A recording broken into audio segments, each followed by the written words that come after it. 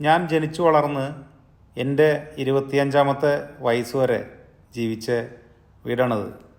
ഇന്ന് ഈ വീടിൻ്റെ ചിത്രം കാണുന്ന സമയത്ത് പല ആളുകളും പറയാറുണ്ട്, എത്ര മനോഹരമായിട്ടുള്ള വീട്, വാട്ട് എ ബ്യൂട്ടിഫുൾ ഹൗസ്, ഇതിനകത്തൊക്കെ പോയി താമസിക്കാനായിട്ട് എന്ത് രസമായിരിക്കും, ഇതുപോലെയുള്ള ചെറിയ വീടുകളിലെ ജീവിതം എത്ര ആനന്ദകരമായിരിക്കും എന്നൊക്കെ പറയാറുണ്ട്. ഞാനും എൻ്റെ 2 അനിയന്മാരും അച്ഛനും അമ്മയും ചേർന്ന് ഞങ്ങൾ 5 പേര് എൻ്റെ 25ാമത്തെ വയസ്സ് വരെ ജീവിച്ച വീടാണത്. ഏതാണ്ടൊരു 300 സ്ക്വയർ ഫീറ്റ് ടോട്ടൽ ഏരിയ ഉണ്ടാവും. ഒരു ചെറിയ വരാന്ത, അതിൻ്റെ പുറകിൽ 2 മുറികൾ, അതിൻ്റെ പുറകിൽ അടുക്കള. ഈ സൗകര്യങ്ങളുള്ള ചാണകം മെഴുകിയ തറയുള്ള, കരണ്ടില്ലാത്ത, തേക്കാത്ത, പെയിൻ്റ് അടിക്കാത്ത ഭിത്തികളുള്ള ഒരു ചെറിയ വീട്. ഇവിടെ നിന്നായിരുന്നു ഞങ്ങളുടെയൊക്കെ ജീവിതത്തിൻ്റെ തുടക്കം, ദ ഗ്രേറ്റ് ബിഗിനിങ്. ഞങ്ങളുടെ ഈ കൊച്ചു വീട് ഞങ്ങളുടെ തറവാട് വീടിൻ്റെ പറമ്പിൻ്റെ ഒരു മൂലയിലാണ് ഉണ്ടായിരുന്നത്.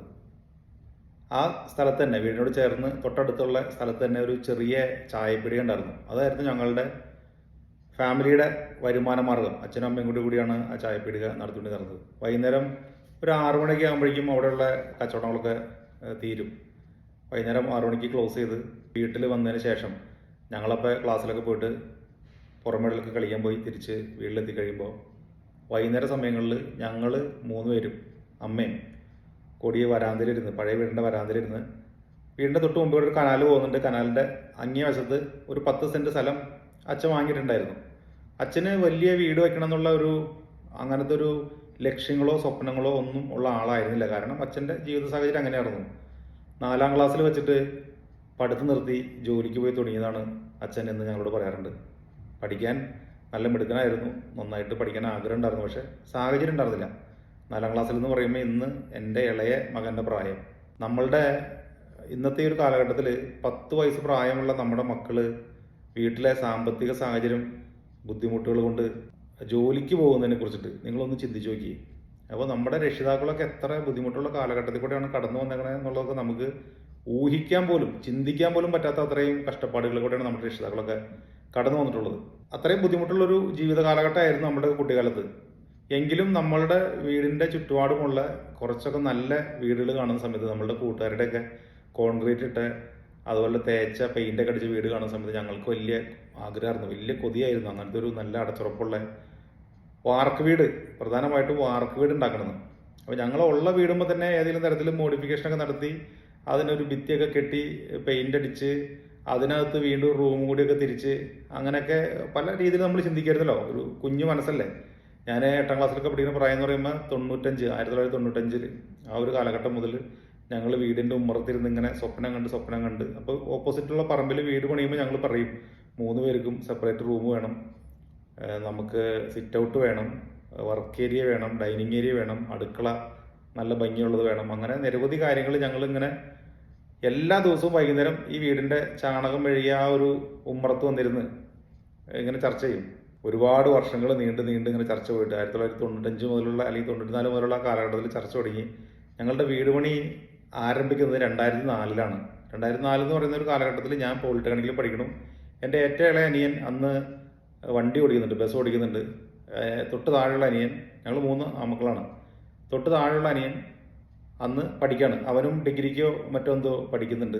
പക്ഷെ ഞങ്ങളെല്ലാവരും പഠിക്കുന്നതിൻ്റെ കൂട്ടത്തിൽ കൂടെ തന്നെ പാർട്ട് ടൈമായിട്ട് എന്തെങ്കിലും ജോലിക്ക് പോയിരുന്നു. കാരണം നമുക്ക് പഠിക്കാനും കൂടിയുള്ള വരുമാനം വേണം. പിന്നെ വീട്ടിൽ നിന്ന് വേറൊരു ഇൻകം ഒന്നുമില്ല നമുക്ക്.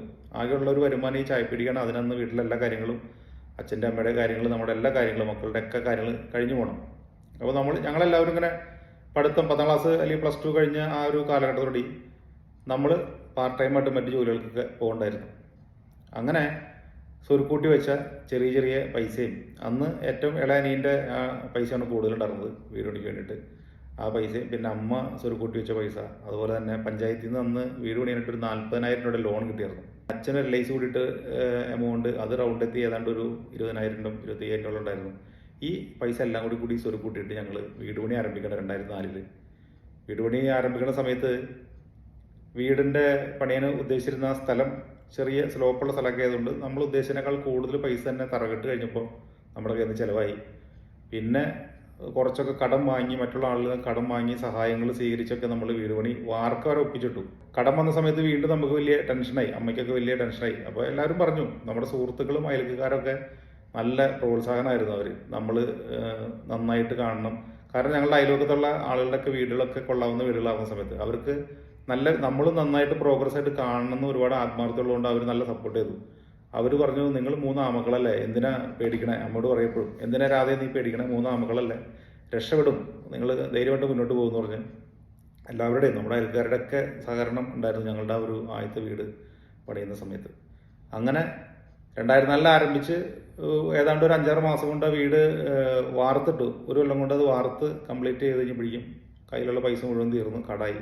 പിന്നെ ഞങ്ങളവിടെ ഇരുന്ന് ആലോചന തുടങ്ങി, എങ്ങനെ ബാക്കിയുള്ള പണികൾ പൂർത്തീകരിക്കും, എങ്ങനെ വാങ്ങിയിട്ടുള്ള കടങ്ങൾ തീർക്കും, അങ്ങനെയുള്ള കാര്യങ്ങളായിരുന്നു പിന്നീടുള്ള ഡിസ്കഷൻ. ആ വീട് നമ്മളുടെ കൺമുമ്പിൽ കിടന്ന് മഴയും വെയിലും കൊണ്ട് അതിൻ്റെ പാരപ്പറ്റിലും അതുപോലെ തന്നെ വാർത്തുള്ള സ്ഥലത്തൊക്കെ പായലും പൂപ്പലൊക്കെ പിടിക്കുന്നത് ഞങ്ങൾ ഈ പഴയ വീടിൻ്റെ ഉമ്മറത്തിരുന്ന് ഇങ്ങനെ കാണും, മാറാമ്പലൊക്കെ പിടിച്ച് അങ്ങനെ കിടക്കുന്നത്. പിന്നീട് ഞങ്ങളുടെ പഠിത്തം കഴിഞ്ഞു, ഞങ്ങൾ ഓരോരുത്തരും ചെറിയ ജോലിക്ക് കയറി തുടങ്ങി. ഞാൻ ഗുജറാത്തിലായിരുന്നു. ഞാൻ എൻ്റെ പഠിത്തം കഴിഞ്ഞ് നേരെ ഗുജറാത്തിലേക്ക് പോയി. അനിയൻ നാട്ടിൽ പഠിത്തം കഴിഞ്ഞ് ഒരു ജോലിക്ക് കയറി, ചെറിയ ഒരു ജോലിക്ക് അവനും കയറി. ഇളയ അനിയൻ വണ്ടികളായിട്ടുള്ള ആ ഒരു ലൈഫ് അങ്ങനെ തുടർന്നു. 2007 ഞങ്ങൾ ഈ വീടിൻ്റെ പണികൾ ഫ്ലോറിങ് ഒഴികെ, തറ അന്ന് ചെയ്യാനായിട്ട് പൈസ ഉണ്ടായിരുന്നില്ല, ടൈലിടാനായിട്ട് പൈസ ഉണ്ടായിരുന്നില്ല, തറ കോൺക്രീറ്റ് ചെയ്ത് ഫ്ലോറിങ് ഒഴികെയുള്ള പണികളെല്ലാം തീർത്ത് 2007 നവംബർ മാസം 1-ാം തീയതി ഞങ്ങൾ പുതിയ വീട്ടിലേക്ക് താമസം മാറി. 2007 നവംബർ മാസം 1-ാം തീയതി ഒരു കേരളപ്പിറവി ദിനത്തിൽ ഞങ്ങൾ ഒരുപാട് കാലം സ്വപ്നം കണ്ട പോലെ, മനസ്സിൽ ആഗ്രഹിച്ച പോലുള്ളൊരു വീട്ടിലേക്ക് ഞങ്ങൾ താമസം മാറി. 3 ബെഡ്റൂമുള്ള, സിറ്റ് ഔട്ടുള്ള, അടുക്കളയും ഡൈനിങ് ഏരിയ ഒക്കെ ഉള്ള, അടച്ചുറപ്പുള്ള ഞങ്ങളുടെ പുതിയ വീട്ടിലേക്ക്. കഥ തുടരും.